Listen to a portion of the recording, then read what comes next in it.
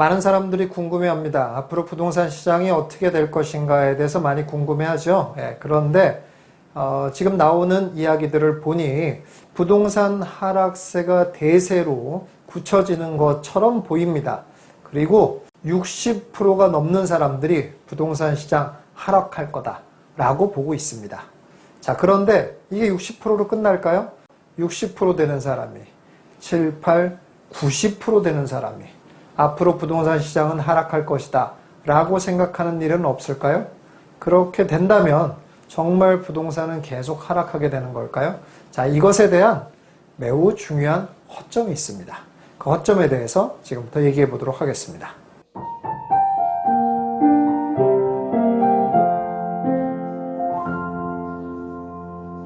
굉장히 많은 데이터들을 통해서 예측을 하기도 하고 하는데 그 중에 매우 신빙성 있는 방법이 하나 있습니다. 그게 뭐냐면 많은 사람들을 좀 모아놓고 그냥 물어봅니다. 올해 부동산 시장이 올라갈 것 같습니까? 내려갈 것 같습니까? 올라갈 것 같다라고 생각하시는 분들 한번 손 들어보세요 라고 해요.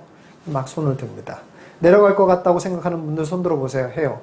그래서 올라갈 것 같다라고 하는 사람이 많으면 진짜로 올라갑니다. 내려갈 거라는 사람이 많으면 진짜로 내려가요. 매우 비과학적인 방법인데 매우 잘 맞습니다. 여러분, 지금도 비슷하지 않습니까? 자, 60%가 넘는 사람이 이제 부동산 시장이 하락할 거라고 예측하고 있어요. 근데 이게 끝이 아닐 거라고 봅니다. 저는. 앞으로 70% 되는 사람이, 80% 되는 사람이 부동산 시장은 하락할 거라고 볼 거라고 생각을 해요. 자, 그러면 정말 하락이 이제 확실시된 겁니까? 그리고 잘 맞는다며요, 또 심지어는. 어떻게 되는 거예요, 그럼? 여러분, 이거를 예측이라고 생각하면 매우 큰 착각입니다. 이런 것은 예측이 아닙니다. 이거는 그저 관성의 법칙일 뿐입니다. 무슨 말이냐면 대중들은 늘 되어진 대로 될 거다라고 생각해요. 그게 대중이에요. 왜냐? 이렇게 그냥 현상이 이렇게 되었으니까. 그래서 그 숫자도 점점 더 늘어나는 겁니다. 처음에는 10%의 사람들만 예측을 해요. 10%의 사람들만 예를 들어 하락한다고 생각을 해요. 근데 그의 하락을 안 했어요. 그럼 10%는 그냥 없어지는 거예요. 또 다른 10%가 나타나서 또 하락을 주장해요. 그런데 그에도 아무 일도 상승을 했어요. 그럼 또 10%가 없어지는 거예요. 또 다른 10%. 이렇게 늘 되는 식이에요. 그런데 이 10%가 어느 날 정말 하락이 조금씩 누적이 돼요. 그럼 20%가 그렇다라고 생각을 해요. 30%가, 40%가. 이렇게 되는 거예요. 일종의 관성의 법칙입니다. 대중들이 점점 더 많이 참여하면서 지금의 현상이 계속적으로 진행될 거다라고 보는 거일 뿐이에요.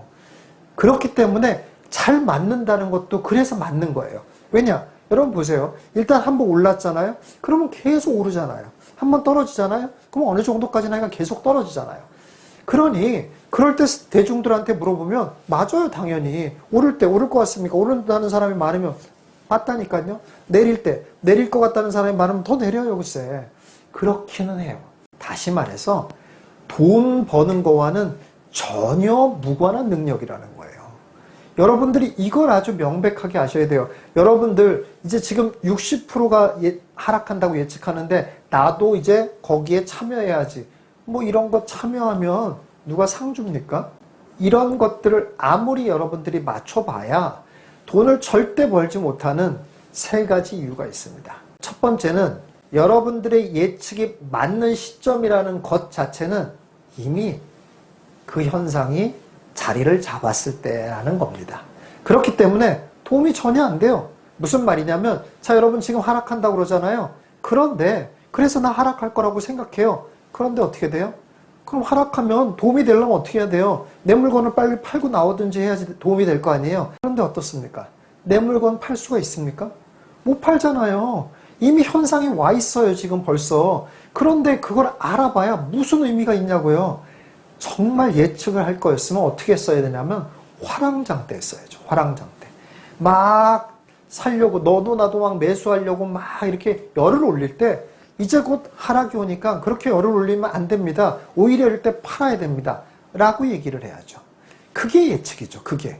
그래야 대응을 할 수가 있잖아요.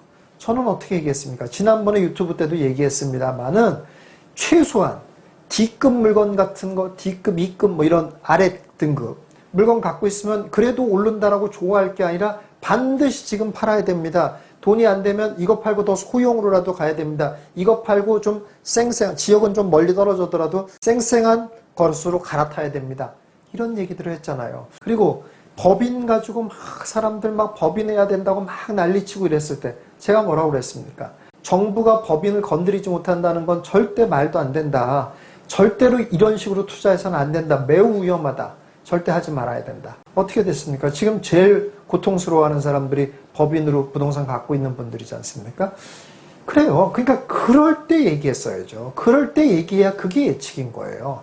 그런데 지금같이 이미 이렇게 현상이 다 자리 잡았을 때 얘기하는 건 아무런 도움이 안 된다니까요. 이미 다 현상은 와 있는데 어쩌란 말이에요. 그렇기 때문에 여러분들이 설령 이제부터 앞으로 부동산 가격은 하락해 라고 맞춰봐야 여러분의 재산을 증식하는 거에는 전혀 도움이 되지 않는다는 거예요. 물론 여기에 이제 약간 이런 반론이 생기는 분이 있겠죠. 아니 하락할 줄 알으니까 저는 안 살 건데요. 그것만 해도 큰 이득 아닙니까? 라고 생각할 수 있죠. 자, 그래요. 사지 마세요. 사지 않는 것까지는 좋아요. 그런데 사지 않는다고 해서 부자는 안 되잖아요. 아니 언젠간 사야 부자가 되지만 아니 그래요 언젠간 살 거예요 라고 말은 하지만 그 언젠간 살 거라는 보장이 어디 있어요? 여러분 과연 그 언젠간 그날은 꼭 살까요? 어쨌든 간에 사야지 돈을 버는 건 그 시점부터 뭔가가 이루어지는 건데 그저 안 사는 것만 가지고는 아무 일도 일어나지 않는다는 거예요. 결국 이런 예측은 이미 현상이 와버렸기 때문에 이럴 때 하는 예측은 아무 도움이 안 된다 이런 얘기예요. 두 번째는 변곡점을 예측할 수 없다는 거예요. 돈을 번다는 건 어떤 거예요? 올라갔다가 떨어지는 이 시점을 맞추거나 내려갔다가 올라가는 이 시점을 맞추거나 이래야지 되는 거예요. 이런 변곡점을 맞출 수 있어야 돈을 버는 건데 이런 식의 예측 대중들이 점점 더 많이 예측하니까 진짜 하락할 거야, 하락할 것 같아 라고 예측하는 이런 류의 예측 아무 의미가 없다는 거예요. 변곡점을 맞출 수 없다는 겁니다. 자, 마지막 세 번째는 그래서 결국 혹시라도 부동산을 매각을 하거나 해서 현금을 마련했다고 해도 역사적으로 봤을 때 현금이 부동산보다 성장성이 높은 경우는 절대 없다라는 겁니다. 그렇죠? 무슨 말이에요? 결국 이런 예측을 맞춰도 돈을 벌지는 못한다 이런 얘기예요. 오히려 이런 예측을 맞춰서 더 문제가 된 거죠. 여러분 생각을 한번 해보세요. 중장기적으로 봤을 때 그리고 역사가 이미 증명하지만 현금의 성장성보다 부동산의 성장성이 낮은 적이 있습니까? 없어요. 그럴 수가 없게 되어 있어요. 구조적으로. 그렇기 때문에 이런 예측을 맞춰봐야 의미가 없다라는 거예요. 여러분 부동산을 팔아서 망한 사람은 있어도 부동산을 가지고 있어서 망한 사람은 없습니다. 왜 그렇습니까? 결국은 현금보다 부동산이 더 높은 성장을 하기 때문에 그래요. 여러분들의 주변에서 그렇게 들리는 소리만 들어도 금방 알 수가 있잖아요. 부동산 팔았을 땐 너무 기분이 좋았어요. 그렇죠. 돈 생겼으니까. 그런데 지나놓고 나면 꼭 무슨 소리를 합니까? 그 돈 다 어디로 간지 모르겠어. 그런 소리 안 합니까? 여러분이 안 했어도 그런 소리 많이 듣지 않았어요? 돈을 갖고 있으면 어딘가 모르게 다 흐지부지 없어져요. 그런데 부동산을 뭐 힘들든 뭐랬든 가지고 있었더니 그게 그 부동산이 나에게 큰 부를 안겨줬다라는 얘기 너무 많이 듣지 않으셨어요? 그게 무슨 말이에요? 결국 이 현금은 만질 때만 잠깐 좋은 거예요. 그러나 결국 다 흐지부지 없어진다니까요. 그러니 재산이 늘어나지 않는 거예요. 그래서 이런 예측을 맞춰서 현금화해봐야 오히려 내 재산을 깎아먹는 일밖에 안 생긴다 이런 얘기입니다. 자 여러분 어차피 이미 이렇게 돼버렸어요. 어차피 이미 이렇게 하락이 와버렸습니다. 어차피 이미 이렇게 거래가 안 되게 돼버렸습니다.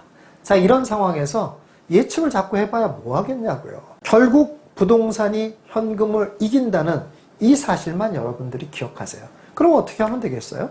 그냥 느긋하게 기다리시면 되겠어요. 어차피 여러분들이 변곡점을 맞출 만한 능력도 안 된다는 걸 인정하시면은 그냥 느긋하게 기다리세요. 언젠간 변곡해요. 언젠가는 변해요. 그 변하는 시점 어차피 못 맞춰요. 특히 대중은 못 맞춥니다.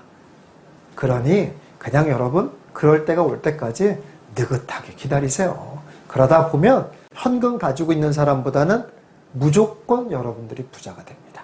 여러분들 예측이라고 믿고 있는 이런 대중의 어리석음에 동참하지 않으시는 현명한 여러분들 되시기 바라겠습니다.